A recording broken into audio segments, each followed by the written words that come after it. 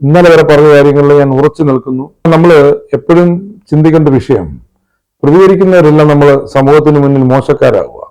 അത് പറഞ്ഞ കാര്യം ഒരിക്കലും തിരിച്ചെടുക്കാൻ പറ്റത്തില്ല. പറഞ്ഞത് പറഞ്ഞതാണ്, അതിൽ ഞാൻ പൂർണ്ണമായും വിശ്വസിക്കുന്നു. ആ പറഞ്ഞ കാര്യത്തിൽ ഞാൻ ചെയ്തൊരു തെറ്റായി എനിക്ക് തോന്നിയത്, അവർക്കൊക്കെ ഡിജിറ്റൽ തെളിവുകളായ പല പല കാര്യങ്ങൾ, അതിലേക്കൊന്നും ഞാൻ കടക്കുന്നില്ല. ഞാൻ പറയാത്തതോ ചെയ്യാത്തതോ ആയ കാര്യങ്ങൾ നിങ്ങൾ പറയുകയാണെങ്കിൽ ഞാൻ പ്രതികരിക്കും. ഞാൻ ഷർഖാനോട് പറഞ്ഞില്ല, ആ ഒരു വിഷയം എന്നോട് നീ സംസാരിക്കണ്ട. എപ്പോഴും വേണു ഇളയ കുഞ്ഞിനെ പറ്റി മാത്രം പറയുമ്പോൾ എനിക്ക് ചെറിയൊരു വേദന ഉണ്ടായി. സോഷ്യൽ മീഡിയയിൽ 2 ദിവസമായിട്ട് താജ് നിറഞ്ഞു നിൽക്കുക, ഈ ഒരാഴ്ചയായിട്ട്. അതെ. അപ്പം അതില് കൂടുതൽ പേരും താജിനെ സപ്പോർട്ട് ചെയ്തുകൊണ്ടാണ് കൂടുതൽ പേരും കഴിഞ്ഞ ദിവസം വരെ വന്നുകൊണ്ടിരുന്നത്. 100 പേരിലെടുത്താൽ 90 പേരും എന്നെ സപ്പോർട്ട് ചെയ്തു. 90% പേരും താജിനെ സപ്പോർട്ട് ചെയ്താണ് വന്നത്. പക്ഷെ ഇന്നലെ ഒരു വീഡിയോ റിലീസായി, ഇന്നൊരു വീഡിയോ റിലീസായി. ആ റിലീസായ വീഡിയോയിൽ കിച്ചു സംസാരിക്കുന്നുണ്ട്. അപ്പം കിച്ചുവിന്റെ സമ്മതത്തോടു കൂടിയാണ് താജ് അത് ചോദിക്കുന്നുണ്ട്. ആ വീഡിയോയിൽ കൃത്യമായിട്ട് ചോദിക്കുന്നുണ്ട്, ഞാനാണെങ്കിൽ വീഡിയോക്കാരൻ എന്റെ അടുത്തുണ്ട്, ഞാൻ ഇതൊന്ന് കേൾപ്പിച്ചോട്ടെ എന്ന് പറയുന്നുണ്ട്. പക്ഷെ ഇത് കണ്ട പ്രേക്ഷകർ താജ് അങ്ങനെ ഒരു ഇത് കാണിക്കണ്ടായിരുന്നു, കിച്ചുവിനെ ഇതിലേക്ക് വലിച്ചിഴക്കണ്ടായിരുന്നു എന്ന് പറയുന്നുണ്ട്. അപ്പം അത് കുറച്ച് കൂടുതലും പേരും വേറെ സപ്പോർട്ട് ചെയ്യുന്നവരും എന്ന് പറയുന്നുണ്ട്. അതുപോലെ താജിനെ നേരത്തെ സപ്പോർട്ട് ചെയ്തിരുന്ന കുറെ ആൾക്കാരും ഇത് തന്നെ പറയുന്നുണ്ട്. അപ്പം താജിന് ഈ വിഷയത്തിൽ എന്തെങ്കിലും പറയാനുണ്ടോ? ഞാന് ഇന്നലത്തെ കൂടി ഈ ഒരു വിഷയം ഞാൻ അവസാനിപ്പിച്ചതാണ്. കാരണം ഞാൻ പറഞ്ഞു, എൻ്റെ ഒരുപാട് കാര്യങ്ങളുണ്ട്, ഒരുപാട് തെളിവുകളുണ്ട്. എനിക്ക് ആരെയും മോശമാക്കണമെന്നോ അല്ലെങ്കിൽ മോശമായി ചിത്രീകരിക്കണമെന്നോ ഞാൻ ആഗ്രഹിക്കുന്നില്ല. അങ്ങനെ ഇന്നുവരെ ചെയ്തിട്ടുള്ള ഒരാളല്ല.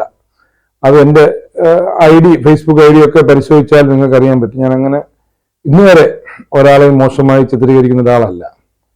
പക്ഷേ ഞാൻ വളരെ കുഞ്ഞിലെ മുതൽ കണ്ടുകൊണ്ടിരുന്ന പ്രിയപ്പെട്ട കൊല്ലം സുധീയുടെ മകൻ രാഹുൽ ദാസ്. അപ്പൊ മോനെ ഞാൻ വിളിച്ചപ്പോൾ ആ രാഹുൽ ദാസ് എന്ന് പറയുന്ന കിച്ചുവിന് എന്നോട് എന്തെങ്കിലും വിരോധമുണ്ടായിരുന്നെങ്കിൽ ഒരിക്കലും ആ മകൻ മാമ ഭക്ഷണം കഴിച്ചോ, എല്ലാവരും സുഖമായിട്ടിരിക്കുന്നോ എന്നൊരിക്കലും ആ മകൻ പറയില്ലായിരുന്നു. ഇനി വിഷയത്തിലേക്ക് കടക്കാം. ഞാൻ അങ്ങനെ വിളിച്ച് കാണിച്ച് പ്രായപൂർത്തിയായ ഒരു കുട്ടിയാണ് രാഹുൽ ദാസ്. അപ്പൊ ഞാൻ അങ്ങനെ വീഡിയോ എടുത്ത് കാണിച്ചതിൽ ആർക്കെങ്കിലും എന്തെങ്കിലും ബുദ്ധിമുട്ട് തോന്നിയിട്ടുണ്ടെങ്കിൽ ഞാൻ സദയം ക്ഷമ ചോദിക്കുകയാണ്. കാരണം എൻ്റെ ഭാഗത്ത് അങ്ങനെ ചെയ്യാൻ പാടില്ലായിരുന്നു. കാരണം എൻ്റെ പക്വത കുറവായിരിക്കാം, അല്ലെങ്കിൽ ആ സമയത്ത് ചാനലുകാരെന്ന് ചോദിച്ചു, ഒന്ന് വിളിക്കുമോ എന്ന് ചോദിച്ചത് കൊണ്ടാണ് ഞാൻ വിളിച്ചത്, അല്ലെങ്കിൽ ഞാൻ വിളിക്കില്ലായിരുന്നു.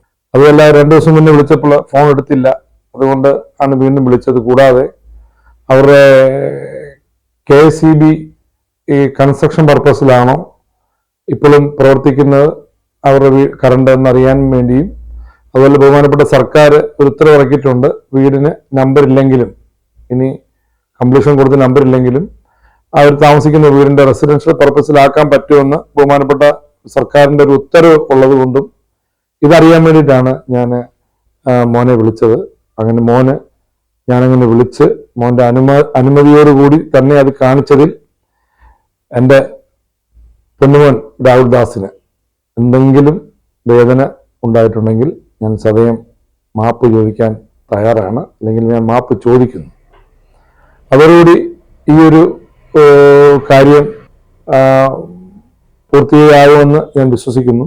കൂടാതെ അതിൻ്റെ റിയാക്ഷൻ വീഡിയോ എടുത്തവരുടെ ആരോടും എനിക്ക് യാതൊരു വിരോധമില്ല. ഞാൻ അതിൽ പ്രതികരിക്കാൻ ഞാൻ ആരുമല്ല.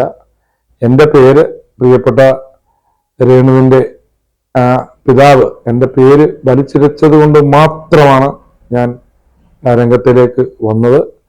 ഞാൻ ഇന്ന് വരെ കള്ളം പറയാറില്ല. നമ്മൾ ഒരു കാര്യം ചേർക്കാൻ മനസ്സിലാക്കേണ്ടത്, നമ്മൾ ഒരു കള്ളം പറഞ്ഞാൽ ഒരുപാട് കള്ളം പറയണം. ഒരു സത്യം പറഞ്ഞ് ഒരു സത്യം തന്നെ നമ്മൾ പറഞ്ഞാൽ മതി. നീ ഏതാടാ കിടന്ന് കുരയ്ക്കാതെ പോടാ, നിനക്ക് അറ്റാക്ക് ഉടൻ വരും, പിന്നെ നിന്റെ കുരയ്ക്കലും നിൽക്കും. ഫേസ്ബുക്കിൽ വന്നൊരു കമന്റാണ്. ഗ്രേസി സോജൻ എന്ന് പറയുന്ന ഒരു സഹോദരിയാണ്. ഫേക്ക് ID ആണെങ്കിലും അല്ലെങ്കിലും ഗ്രേസി സോജൻ എന്ന മാഡം, ഹാർട്ട് അറ്റാക്ക് ആർക്കും ഏത് സമയവും എവിടെ വെച്ചും എപ്പോഴും വരാം. എൻ്റെ പ്രിയ ചേച്ചി, മരണവും ആഹാരവും ഒരിക്കലും നമ്മൾ വിചാരിക്കുന്നിടത്ത് വെച്ചായിരിക്കില്ല സംഭവിക്കുന്നത്.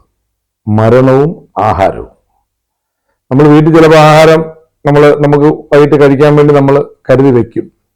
ചിലപ്പോൾ നമ്മൾ വരുന്ന വഴിയിൽ വേറൊരു സുഹൃത്തിന് വീട്ടിൽ കയറുമ്പോഴായിരിക്കും നമ്മൾ അവിടുന്ന് ആഹാരം കഴിക്കുന്നത്.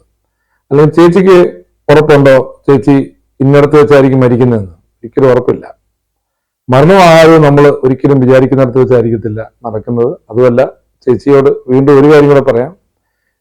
എന്റെയും നിങ്ങളുടെയും ജീവിതം എന്ന് പറയുന്നത് 3 അക്ഷരത്തിൽ തുടങ്ങി 3 അക്ഷരത്തിൽ അവസാനിക്കുന്നതാണ്. ജനനം, മരണം, വിവാഹം, പ്രസവം, സങ്കടം, സന്തോഷം, സല്ലാപം, മാതാവ്, പിതാവ്, മകൻ, മകൾ, അവസാനം നമ്മളെല്ലാം ചെന്ന് കിടക്കുന്ന കല്ലറ 3 അക്ഷരം, മണ്ണറ അതും 3 അക്ഷരം, ഖബർ അതും 3 അക്ഷരം.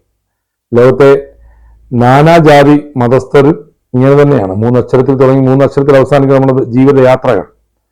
അപ്പൊ ചേച്ചിയുടെ പ്രാർത്ഥന ദൈവം കേൾക്കില്ല ചേച്ചി.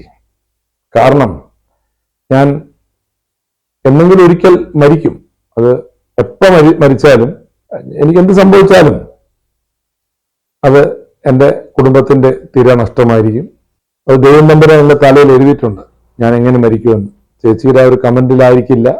അപ്പോൾ ചേച്ചിക്ക് ഹാർട്ട് അറ്റാക്കോ ഒന്നും വരാതെ ചേച്ചി 200 വയസ്സ് വരെ ജീവിച്ചിരിക്കാൻ ഞാൻ പ്രാർത്ഥിക്കുകയാണ് ചേച്ചി.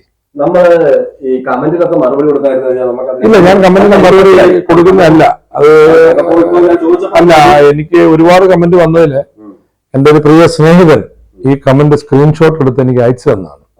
അല്ലാതെ ചേച്ചി അയച്ച കമന്റ് വായിച്ചുകൊണ്ടിരിക്കാനല്ല എന്റെ ജോലി. അതുപോലെ പലരും ആ വീഡിയോ കണ്ടതിന് കിച്ചുവിന്റെ വീഡിയോ കണ്ടതിന് ശേഷം താജ് പലരും പറഞ്ഞത് ഈ കുടുംബത്തെ പിരിക്കാൻ നടക്കുകയാണ്, കിച്ചുവും അവർ തമ്മിൽ യാതൊരു വിഷയവുമില്ല, താജായിട്ട് വിഷയങ്ങൾ അതിനകത്ത് ഉണ്ടാക്കുന്നു ഒരിക്കലും ഇല്ല എന്നൊരു കമന്റ് ഒരിക്കലുമില്ല. ഇത് കണ്ടുകൊണ്ടിരിക്കുന്ന പ്രിയപ്പെട്ടവരോട് എനിക്ക് പറയാനുള്ളത്, ഒരിക്കലും ഞാൻ അങ്ങനെ പറഞ്ഞിട്ടില്ല. അങ്ങനെ ആ കുടുംബത്തെ പിരിക്കാൻ ഞാൻ ഒരിക്കലും കൂട്ടു നിൽക്കില്ല.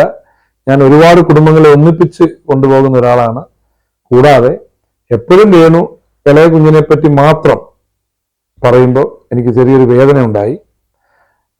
അതുകൊണ്ടാണ് ഞാൻ മൂത്ത മകനെ വിളിച്ചതും ഒക്കെ. കാരണം ഞാൻ പറഞ്ഞതിൻ്റെ അകത്ത് വീണ്ടും പറയുന്നു, മാതാവും പിതാവും നഷ്ടപ്പെട്ട ഒരാളുടെ വേദന എനിക്കറിയാം. കാരണം എൻ്റെ അച്ഛനും അമ്മയും മരണപ്പെട്ടു പോയതാണ്, 3 വർഷമായുള്ളൂ.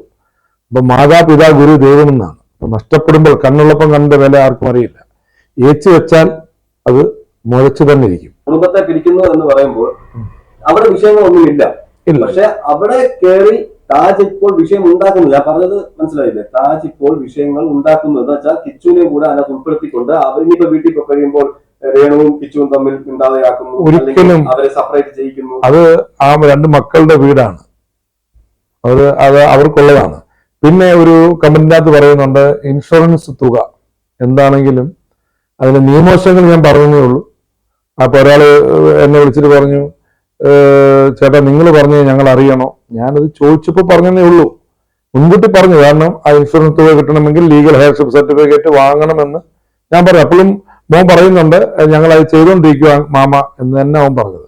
ഈ താജിനോട് പലരും വിളിച്ച്, ഇപ്പൊ ഞാൻ ഇവിടെ ഇരിക്കുമ്പോൾ തന്നെ ഒരാൾ വിളിച്ചിട്ട് പറഞ്ഞു, ഇനി അവരെ പാവങ്ങളാണ്, ആ ഒരു പാവം പിടിച്ച സ്ത്രീയല്ലേ, അതിനെ വെറുതെ വിധവയായ സ്ത്രീയാണല്ലോ, ഇനി അങ്ങനെ ഇന്റർവ്യൂയോ കാര്യങ്ങളോ ഒന്നും കൊടുക്കണ്ട, അവർക്ക് വേണ്ടിയിട്ട് ഇനി അവരെ കുറിച്ച് ഒന്നും പറയാൻ നിൽക്കണ്ട എന്നൊക്കെ ഞാനിപ്പോ കേട്ടതാ, ലൈവില് കേട്ടതാ. സത്യസന്ധമായ കാര്യമാണ്. എന്നെ ഇപ്പൊ ഒരാൾ വിളിച്ചിരുന്നു, അത് ഒരു പോലീസ് ഡിപ്പാർട്ട്മെന്റിലെ ഒരു ഉദ്യോഗസ്ഥയാണ്. അപ്പം ഇനി അങ്ങനെ ചെയ്യണ്ട, അല്ല പോലീസുകാരെ പേടിപ്പിക്കാന്ന് വിളിച്ചതല്ല, ബന്ധത്തിന്റെ മേലെ വിളിച്ചതാണ്. എന്നോട് പറഞ്ഞു താജിക്ക ഇനി ഇങ്ങനെയുള്ള കാര്യങ്ങളൊന്നും പറയണ്ട, താജ് എങ്ങനെയുള്ള കാര്യങ്ങൾ. അപ്പൊ ഞാൻ അത് കേട്ടപ്പോൾ എനിക്ക് തോന്നി താജ് ഒരു കാര്യം അങ്ങനെയുള്ള കാര്യങ്ങൾ ഒന്നും പറഞ്ഞിട്ടില്ല. താജിനെ ഈ വിഷയങ്ങളിലേക്ക് എടുത്തിരുകയായിരുന്നു.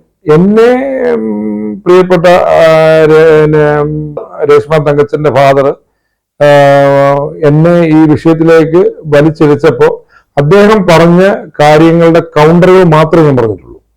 അല്ലാത്ത ഒരു കാര്യങ്ങളും ഇനി എന്നോട് എത്ര തിരിച്ചും മറിച്ചും എങ്ങനെ ചോദിച്ചാലും ഞാൻ പറയത്തില്ല, പറയാൻ ഞാൻ ആഗ്രഹിക്കുന്നുമില്ല. ഇനി അവരെന്നെ പറ്റി ഞാൻ കഴിഞ്ഞ ദിവസം പറഞ്ഞിരുന്നു, അവരെന്നെ പറ്റി എന്തെങ്കിലും ഒരു വീഡിയോ ചെയ്താൽ ഞാനത് പുറത്തു വിടുമെന്ന്. ഇന്നും എന്നെ പലരും വിളിച്ചിരുന്നു, അവർക്കൊക്കെ ഡിജിറ്റൽ തെളിവുകളായി പല പല കാര്യങ്ങൾ, അതിലേക്കൊന്നും ഞാൻ കടക്കുന്നില്ല. എപ്പോഴും നമ്മൾ ഗ്ലാസ്സിൽ ഒരു വെള്ളം നിറച്ച് വെച്ചാൽ നമ്മൾ വരുന്നവർക്ക് ഓരോ സ്പൂണ് നമ്മൾ ഒഴിച്ചു കൊടുത്താൽ മാത്രമേ നമ്മൾ വീണ്ടും ആ ഗ്ലാസ്സിലേക്ക് വെള്ളം നിറയ്ക്കുകയുള്ളൂ. ഞാൻ അങ്ങനെ വിശ്വസിക്കുന്ന ഒരാളാണ് ഞാൻ. ഈ താജാണെങ്കിൽ അവർക്ക് പൈസ കിട്ടിയ സ്ക്രീൻഷോട്ടുകളും അതുപോലെ തന്നെ അവര് ഈ സംഭവം തുടങ്ങുന്നത് തന്നെ ആ വീട് പ്രശ്നമാണ്. ആ വീട് ചോരുന്നു, അല്ലെങ്കിൽ ഈ വീടിനെ ഇപ്പോൾ ഞങ്ങൾ തങ്കച്ചൻ പറഞ്ഞത്, ഞങ്ങൾ സംസാരിക്കുമ്പോൾ ഫിറോസുമായിട്ടല്ല സംസാരിക്കുന്നത്, ഇടനിലയുള്ള താജുമായിട്ടാണ്. താജാണ് ബുൾഡോസറിന്റെ കാര്യം പറഞ്ഞത്. താജിനെ ഒരു വർഷമായിട്ട് ഞാനുമായിട്ടാണ് സംസാരിക്കുന്നത്. വലിച്ചിഴച്ചത് അദ്ദേഹത്തിന്റെ അച്ഛൻ തന്നെയാണ്. പക്ഷെ ഇതുവരെയുള്ള ആ കിച്ചുവിനെ വിളിക്കുന്നത് മാത്രമാണ് ഇപ്പം പ്രേക്ഷകർ ചോദിക്കുന്നത്. കിച്ചുവിനെ അതിനകത്ത് ഉൾപ്പെടുത്തേണ്ടതില്ലായിരുന്നു. ഞാൻ ഷർഖാനോട് പറഞ്ഞില്ല, ആ ഒരു വിഷയം എന്നോട് നീ സംസാരിക്കണ്ടേ, അത് ശരിയായില്ല എന്ന് മാത്രമേ പറഞ്ഞുള്ളൂ. പക്ഷെ അതിന് മുമ്പുള്ളതൊന്നും തെറ്റാണെന്ന് ഞാനത് അംഗീകരിച്ചുകൊണ്ടാണല്ലോ ഞാൻ എന്നെ വിളിച്ചപ്പോൾ ഞാൻ പറഞ്ഞു, ഈ ഒരു ഇന്റർവ്യൂവിനോട് ഞാൻ നിൽക്കും. ഇനി അടുത്ത മറ്റൊരു സബ്ജക്റ്റ് ആയിരിക്കും എന്റെ ഈ ഒരു വിഷയവുമായിട്ട് ഞാൻ ഇനി ആരോടും ഒരു കാര്യങ്ങളും പറയാം. ഇന്നും ഇപ്പൊ തന്നെ ഷർഖാനോട് നിൽക്കെ തന്നെ എന്നെ എത്ര ചാനലുകാർ വിളിച്ചു, വിളിച്ചവരൊക്കെ ഞാൻ എന്താ പറഞ്ഞേ, എനിക്കിപ്പോ താല്പര്യമില്ല. ഞാൻ എടുത്ത കാര്യം എടുത്തിട്ട് റിയാക്ഷൻ വീഡിയോ അവരെന്തും ചെയ്തോട്ടെ. കാരണം അത് പറഞ്ഞ കാര്യം ഒരിക്കലും തിരിച്ചെടുക്കാൻ പറ്റത്തില്ല. പറഞ്ഞതാണ്. അതിൽ ഞാൻ പൂർണ്ണമായും വിശ്വസിക്കുന്നു. ആ പറഞ്ഞ കാര്യത്തിൽ ഞാൻ ചെയ്തൊരു തെറ്റായി എനിക്ക് തോന്നിയത്, ആ മകനെ വിളിച്ചിട്ട് അവന്റെ സമ്മതത്തോടു കൂടി മോനോട് ഇത് കാണിച്ചു. അത് വീണ്ടും പറയുന്നു, അതങ്ങനെ പ്രിയപ്പെട്ട മോന് എന്തെങ്കിലും വിഷമം തോന്നിയിട്ടുണ്ടെങ്കിൽ അത് വീണ്ടും റിയാക്ഷൻ വീഡിയോ എടുത്ത് ഞാൻ പറഞ്ഞ വീണ്ടും എടുത്തെടുത്ത് കാണിക്കുമ്പോൾ ആ കുട്ടിയെ സംബന്ധിച്ചിടത്തോളം വീണ്ടും വിഷമം ഉണ്ടാകാൻ സാധ്യതയുണ്ടെന്ന് ആണ് ഞാൻ പറയുന്നത്. അതുകൊണ്ട് ഇതോടുകൂടി ആ ഒരു സബ്ജക്ട്, മകന്റെ സബ്ജക്ട് ഇവിടെ നിർത്തണം പ്ലീസ്. ഓക്കെ, അപ്പം ഇനി നമുക്ക് കിച്ചുവിന്റെ വിഷയങ്ങളല്ല ഞാൻ ചോദിക്കുന്നത്. താജ് പറഞ്ഞത് ലാസ്റ്റ് വരെ ഈ കിച്ചുവിനെ വിശ്വസിച്ച് ബാക്കി എല്ലാം കറക്റ്റ് ആണ്. അത് താജ് തന്നെ പറയുന്നുണ്ട്. ഇനി യാതൊരു കാരണവശാലും ഞാനത് മാറ്റി പറയില്ല. ഇനി ഒരു പ്രകോപനം ആ ഭാഗത്ത് നിന്ന് ഉണ്ടായാൽ പ്രതികരിക്കുമോ ഇല്ലയോ? നമ്മള് എപ്പോഴും ചിന്തിക്കേണ്ട വിഷയം, പ്രതികരിക്കുന്നവരെല്ലാം നമ്മൾ സമൂഹത്തിന് മുന്നിൽ മോശക്കാരാകുക. ആരൊക്കെ പ്രതികരിച്ചാലും കറക്റ്റ് കാര്യമാണ്. ഞാൻ ഇന്നലെ വരെ പറഞ്ഞ കാര്യങ്ങളിലെല്ലാം ഞാൻ ഉറച്ചു നിൽക്കുന്നു. ഇന്നലെ വരെ പറഞ്ഞ കാര്യങ്ങളിൽ ഞാൻ ഉറച്ചു നിൽക്കുന്നു. ഇപ്പോഴും ഞാൻ പറയുന്നു, എനിക്ക് രേണു സുധിയുടെ രേഷ്മ തങ്കച്ചന്റെ കുടുംബത്തിനോട് എനിക്ക് യാതൊരു വിരോധവുമില്ല, ഒരു വിരോധവുമില്ല. അവർ നന്നായി ജീവിക്കണം. വീണ്ടും പറയുകയാണ്, എനിക്ക് നിങ്ങളോട് യാതൊരു ദേഷ്യവുമില്ല, വിരോധവുമില്ല, ഒന്നുമില്ല. നമ്മൾ നല്ല സൗഹൃദത്തോട് തന്നെ നമ്മൾ മുന്നോട്ട് പോകണം. കാരണം ഞാൻ രേണു സുധിയുമായിട്ട് ഒരുപക്ഷെ ഞാനും അഭിനയ രംഗത്ത് നിൽക്കുന്ന ഒരാളാണ്. ഒരുപക്ഷെ എന്റെ മകളായിട്ട് അഭിനയിക്കാം, എന്തായാലും എന്റെ നായികയായിട്ട് അഭിനയിക്കാൻ ഞാൻ ഒരുപാട് പ്രായമുള്ള ആളാണ്. ഒരു നായികയായിട്ട് അഭിനയിക്കാൻ രേണുവിന് പറ്റില്ല അല്ലേ? എന്റെ മകളായിട്ടോ എന്റെ സഹോദരിയായിട്ടോ ഒരുമിച്ച് അഭിനയിക്കേണ്ട ഒരു സാഹചര്യം സിനിമയിലോ സീരിയലിലോ അല്ലെങ്കിൽ ഷോർട്ട് ഫിലിമിലോ അല്ലെങ്കിൽ വന്നാൽ ഞങ്ങൾ ഒരുമിച്ച് അഭിനയിക്കണം. അപ്പൊ നമ്മൾ കണ്ടാൽ മിണ്ടണം, നമ്മൾ സഹകരിക്കണം, കാണുമ്പോൾ ചിരിക്കണം, ഇങ്ങനെയൊക്കെ ആഗ്രഹിക്കുന്ന ഒരാളാണ്. പിന്നെ ഞാൻ ഒരു കാര്യം പറയുന്നു, എനിക്കെതിരെ നിങ്ങൾക്ക് എന്ത് വേണമെങ്കിലും പറയാം. എനിക്കെതിരെ ഞാൻ നിങ്ങളടുത്ത് മോശമായി പെരുമാറിയിട്ടുണ്ടെങ്കിലോ അല്ലെങ്കിൽ നിങ്ങളോട് അങ്ങനെ ചെയ്തിട്ടുണ്ടെങ്കിലോ ഇങ്ങനെ ചെയ്തിട്ടുണ്ടെങ്കിലോ എന്ത് വേണമെങ്കിലും നിങ്ങൾ പറഞ്ഞു. അപ്പൊ എനിക്ക് തോന്നുകയാണെങ്കിൽ ഞാൻ പറയാത്തതോ ചെയ്യാത്തതോ ആയ കാര്യങ്ങൾ നിങ്ങൾ പറയുകയാണെങ്കിൽ ഞാൻ പ്രതികരിക്കും. അത് പ്രതികരിക്കും. അത് ചിലപ്പോൾ ഞാൻ അങ്ങനെ പ്രതികരിച്ചാലും നമ്മുടെ ഈ ഒരൊറ്റ ചാനലിലൂടെ മാത്രമേ പ്രതികരിക്കത്തുള്ളൂ. എനിക്ക് ഇതിന്റെ ചാനലിനകത്ത് വന്ന് വൈറലാകേണ്ട കാര്യമില്ല. കാരണം നിങ്ങൾ ഗൂഗിളിൽ കയറി താജ് പത്തനംതിട്ട എന്ന് സെർച്ച് ചെയ്യുകയാണെങ്കിൽ, THAJ താജ് പത്തനംതിട്ട എന്ന് സെർച്ച് ചെയ്യുകയാണെങ്കിൽ ഞാൻ റിയാലിറ്റി ഷോകളൊക്കെ വരുന്നതിന് മുമ്പ്, വർഷങ്ങൾക്ക് മുമ്പ് ഞാൻ സൂര്യ TV-യിലും കൈരളിയിലും ഒക്കെ പ്രോഗ്രാം ചെയ്തിട്ടുള്ള ആളാണ്. അപ്പം എനിക്ക് പിന്നെ 2007 മുതൽ സർക്കാർ ജോലി കിട്ടിയത് കൊണ്ട് അതിന് ചില റെസ്ട്രിക്ഷൻ ഉണ്ട്. അപ്പൊ ഈ സർക്കാർ ജോലി കിട്ടിയത് കൊണ്ട് താങ്കൾക്ക് ഇങ്ങനെ പബ്ലിക്കിൽ വന്ന് ഇങ്ങനെ സർക്കാർ ജോലി എനിക്ക് സർക്കാരിന്റെ മുൻകൂർ അനുമതിയുണ്ട്. അപ്പൊ കലാ സാംസ്കാരിക പരിപാടികൾ പങ്കെടുക്കുന്നതിന് അത് എന്റെ ഔദ്യോഗിക കൃത്യനിർവഹങ്ങൾക്ക് തടസ്സം വരാതെ ഇത് പ്രവർത്തിക്കുന്നതിന് എനിക്ക് അനുമതി ഉള്ളത് കൊണ്ടാണല്ലോ ഞാൻ നിൽക്കുന്നത്. ഞാൻ രാജ്യദ്രോഹ കുറ്റവും ചെയ്യുന്നില്ലല്ലോ. ഞാനൊരു വീഡിയോ കാണാനിടയായി. അനുസ്മരണത്തിന് കൊല്ലം സുധിയുടെ അനുസ്മരണത്തിന് നിങ്ങൾ എല്ലാവരും കൂടെ ഒരുമിച്ചിരിക്കുന്ന ഒരു ഫോട്ടോ, ഒരു സ്റ്റേജില് കിച്ചു അതുപോലെ തന്നെ താജ് എല്ലാവരും ഒരുമിച്ചിരുന്ന ഒരു അനുസ്മരണം നടത്തുന്ന ഒരു വീഡിയോ ഞാൻ കണ്ടു. കലാഭവൻമണിയുടെ അനുജന്, അനുജന് രാജേഷ് പാണാവള്ളി, ശൈലജ പുഞ്ചഗിരി അത് ആ മേഡമാണ് ആ ഒരു അനുസ്മരണം സംഘടിപ്പിച്ചത്. ഞങ്ങൾ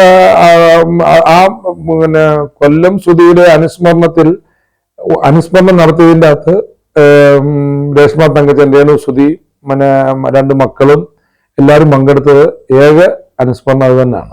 താജ് വൈറലാകാൻ വേണ്ടി അല്ലെങ്കിൽ ഇങ്ങനെ ചെയ്യുന്നു എന്നുള്ളൊരു പലരും പറയുന്നുണ്ട്. താജ് ഇപ്പൊ വൈറലാകാൻ വേണ്ടി ചെയ്യുന്നതാണ്. ഞാൻ ഇന്ന് മുടിവെട്ടാനായിട്ട് ഞാൻ മുടിവെട്ടാനല്ല, എന്റെ മുടി വെട്ടാൻ വേണ്ടി ഞങ്ങൾ പോയപ്പോ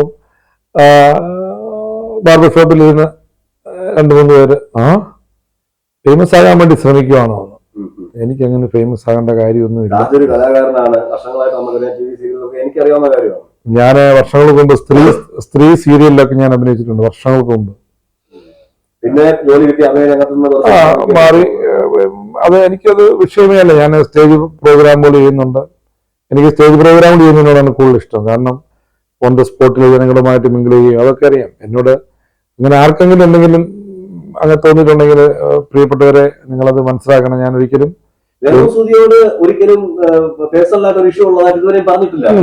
ഒരു വിഷയമില്ല. അവര് പറയുമ്പോൾ കുറെ കാര്യങ്ങൾ അവര് പറയുമ്പോൾ അല്ലെ പല ചാനലുകളും കണ്ടു കാണും. അത് കേൾക്കുമ്പോഴാണ് താജ് അതിനെതിരെ അതിന് ഇല്ല. ഞാനോ ആരോ ഒരു കലാകാരന്മാരും അവർക്കെതിരെ ഒന്നും പറഞ്ഞിട്ടില്ല, ഇനിയോട്ട് പറയത്തുമില്ല. അല്ലെ, ഈ കോൺവെർസേഷൻ നടന്നപ്പോ എനിക്ക് കുറെ കാര്യങ്ങൾ അറിയാം. അത് എന്നെ കൊണ്ട് പറയിക്കുന്നതേ പറഞ്ഞിട്ടുള്ളൂ. ഇനിയുള്ള വിഷയങ്ങളിലേക്ക് നമ്മളെ തള്ളിയിടുവാണെങ്കിൽ മാത്രമേ അതെ തീർച്ചയായിട്ടും പറഞ്ഞിരുന്നു. അതെ, ഞാൻ ഈ ഒരു വിഷയം ഇവിടെ കൊണ്ട് അവസാനിപ്പിക്കുകയാണ്. ഇനി അങ്ങനെ എനിക്കെതിരെ എന്തെങ്കിലും കാര്യങ്ങള് രേണു സുധിയുടെ വീട്ടുകാരോ രേണുവോ പറയുകയാണെങ്കിൽ ഞാൻ കണക്റ്റിംഗ് മീഡിയ എന്ന ഈ ഒരു ചാനലിലൂടെ മാത്രമേ ഞാൻ പ്രതികരിക്കുകയുള്ളൂ. കാരണം ഈ ഒരു ചാനലുമായിട്ട് ഇതിന്റെ ഈ ചാനൽ കണക്റ്റിംഗ് മീഡിയ നടത്തുന്ന ഷേർഖാനുമായിട്ട് എനിക്ക് 35 വർഷത്തെ ബന്ധമാണ് ഞങ്ങൾ തമ്മിൽ. ആ കുടുംബവുമായിട്ട് അഭേദ്യമായ ബന്ധമുണ്ട്. അപ്പൊ അതുകൊണ്ട് എന്നെ വിളിച്ച കുറച്ചു പേരൊക്കെ ചോദിച്ചു ക്യാഷ് മേടിച്ചോണ്ടാണോ ചെയ്യുന്നതെന്ന്. ഞാൻ ആരെയും നിന്നും 1 രൂപ പോലും മേടിച്ചിട്ടില്ല. ഞാൻ അങ്ങനെ എനിക്കതിന്റെ ആവശ്യമില്ല. അപ്പൊ കണക്റ്റീവ് മീഡിയയിൽ മാത്രമേ ഞാൻ ഇനി ഈ ഒരു വിഷയവുമായി ബന്ധപ്പെട്ട് ഉള്ള സബ്ജക്റ്റ് ഇവിടെ ഞാൻ നിർത്തുകയാണ്. ഇനി എന്നെപ്പറ്റി എന്തെങ്കിലും പറയുകയാണെങ്കിൽ സത്യമല്ലാത്ത കാര്യങ്ങൾ, ഞാൻ ചെയ്യാത്ത കാര്യങ്ങൾ പറയുകയാണെങ്കിൽ എനിക്ക് പ്രതികരിക്കേണ്ടി വരും. ഒരുപാട് ചാനലുകാർ എന്നെ ഇന്റർവ്യൂവിനൊക്കെ വിളിച്ചിരുന്നു. അവരുടെയൊക്കെ എനിക്ക് പറയാനുള്ളത്, എനിക്ക് ഒരു ചാനലിനോടും ഒരു റിയാക്ഷൻ വീഡിയോ ചെയ്യുന്നവരോടും ആരോടും എനിക്കൊരു പിണക്കവുമില്ല, കാരണം ഇന്ന് വിളിച്ച പല എൻ്റെ സുഹൃത്തുക്കളൊക്കെ എന്നെ വിളിച്ചിട്ടും എനിക്ക് തോന്നി എന്നെ കളിയാക്കിയാണോ, ഫേമസ് ആകാൻ വേണ്ടിയിട്ടാണോ, അല്ലെങ്കിൽ ബിഗ് ബോസിൽ പോകാൻ വേണ്ടിയിട്ടാണോ ശ്രമിക്കുന്നതെന്നൊക്കെ ഉള്ളൊരു ചോദ്യം വന്നതുകൊണ്ടാണ് ഞാൻ ഇത് ഇവിടെ വെച്ച് അവസാനിപ്പിക്കുകയാണ്. മറ്റുള്ള ഒരു ചാനലുകാരോടും എനിക്ക് യാതൊരു വിരോധമില്ല. അത് അങ്ങനെ ഒരിക്കലും ഒരു വിരോധമില്ല, ഒന്നും തോന്നരുത്, എന്നോട് പിണങ്ങരുത്. രേണു സുധി ബിഗ് ബോസിലേക്ക് ഇപ്പൊ 100% കൺഫേം ആയിട്ടുള്ള റിപ്പോർട്ടാണ് എനിക്ക് കിട്ടിയിട്ടുള്ളത്. പലർക്കും 100% സന്തോഷം. അപ്പം രേണു സുധിക്ക് ബിഗ് ബോസിലേക്കുള്ള ആ യാത്രയെ കുറിച്ച് എന്താണ് പറയാൻ പറ്റും? രേണു സുധിയോട് പറയാനുള്ളത്. അപ്പം ഇത് കണ്ടുകൊണ്ടിരിക്കുന്ന പ്രിയപ്പെട്ട പ്രേക്ഷകരോടായി, രേണു സുധിക്ക് രേഷ്മ തങ്കച്ചന് ബിഗ് ബോസിൽ എൻട്രി കിട്ടിയെന്ന് അവതാരകൻ എന്നോട് പറഞ്ഞു. ഞാൻ ഒത്തിരി സന്തോഷിക്കുന്നു. അപ്പം ഇത് കണ്ടുകൊണ്ടിരിക്കുന്ന പ്രിയപ്പെട്ട പ്രേക്ഷകരോടായി, രേണു സുധിക്ക് രേഷ്മ തങ്കച്ചന് ബിഗ് ബോസിൽ എൻട്രി കിട്ടിയെന്ന് അവതാരകൻ എന്നോട് പറഞ്ഞു. ഞാൻ ഒത്തിരി സന്തോഷിക്കുന്നു. അപ്പൊ പ്രിയപ്പെട്ട പ്രേക്ഷകർ ഇതെല്ലാം ആ ഒരു കോൺസെൻട്രേഷൻ എല്ലാം മറന്നുകൊണ്ട്, എന്താ പറയുക, ഇപ്പോഴത്തെ വിഷയങ്ങളെല്ലാം മറന്നുകൊണ്ട് അത് പുതിയൊരു ഗെയിമാണ് ഏഷ്യാനെറ്റിന്റെ ബിഗ് ബോസ്. അതിനു വേണ്ട എല്ലാ സപ്പോർട്ടും പ്രിയപ്പെട്ട പ്രേക്ഷകർ ചെയ്യണമെന്ന് തീർച്ചയായിട്ടും അവിടെ കളിക്കുന്നത് പോലെ പ്രേക്ഷകർ സപ്പോർട്ട് ചെയ്യണം. താജ് സ്റ്റേജ് പ്രോഗ്രാമുകളൊക്കെ ഒരുപാട് നടത്തുന്നുണ്ട്. ഓണം വരികയാണ്. എല്ലാ ഓണത്തിനും ഞാൻ ഒരുപാട് പരിപാടികൾ ഞാൻ കണ്ടിട്ടുണ്ട്. അതുപോലെ തന്നെ പല പ്രോഗ്രാംസ് ഞാൻ ലൈവായിട്ട് താജിന്റെ ഫേസ്ബുക്കിലൊക്കെ കണ്ടിട്ടുണ്ട്. ഇനിയുള്ള പ്രോഗ്രാംസിന്റെ ഈ വർഷത്തെ പ്രോഗ്രാമിന്റെ ഏറ്റവും പുതിയ 33ാമത്തെ വർഷത്തിലേക്ക് കിടക്കുന്ന ഈ വർഷത്തെ കലാരംഗ് പത്തനംതിട്ട അവതരിപ്പിക്കുന്ന ഏറ്റവും പുതിയ പ്രോഗ്രാമാണ് ജോക്ക് മാസ്റ്റേഴ്സ്. എന്നോടൊപ്പം ഇപ്പോൾ ചാനൽ ഷോകളിലൂടെ ഏറ്റവും തിളങ്ങി നിൽക്കുന്ന പത്തനംതിട്ട ജില്ലയുടെ അഭിമാനം മല്ലശ്ശേരിയിലുള്ള അഭിലാഷ് മല്ലശ്ശേരി എന്നോടൊപ്പമുണ്ട്. അതുപോലെ തന്നെ കഴിഞ്ഞ 7 വർഷക്കാലമായി കലാരംഗിന് നിറസാന്നിധ്യമായി നിൽക്കുന്ന സൂരജ് പുനലൂരുണ്ട്.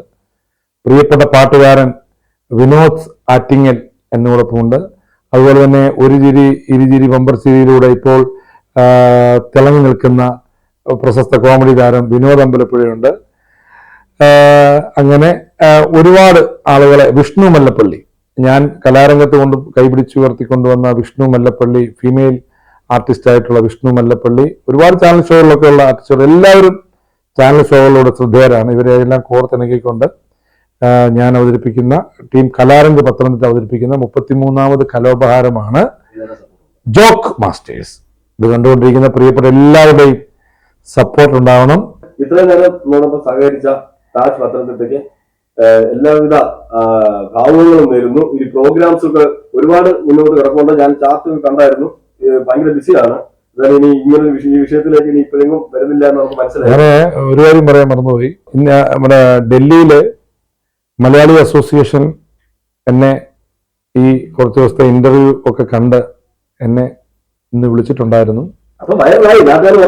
എന്നെ ഇന്ന് വിളിച്ച് സെപ്റ്റംബർ 27-ന് എനിക്ക് ഡൽഹിയിലെ മലയാളികൾ, അവിടുത്തെ പ്രിയപ്പെട്ട മലയാളികൾ എനിക്കൊരു ആദരവ് നൽകുന്നുണ്ട്. അതിന് ഞാൻ പോകുന്നുണ്ട്. അപ്പോൾ ഡൽഹിയിലെ എല്ലാ മലയാളികൾക്കും അഡ്വാൻസ്ഡ് ഹാപ്പി ഓണം. കൂടാതെ എല്ലാവർക്കും, ലോകമെമ്പാടുമുള്ള ഓരോ മലയാളികൾക്കും, ലോകമെമ്പാടുമുള്ള എല്ലാ മലയാളികൾക്കും എൻ്റെയും കണക്റ്റിംഗ് മീഡിയയുടെയും 1000 അഡ്വാൻസ്ഡ് ഹാപ്പി ഓണം.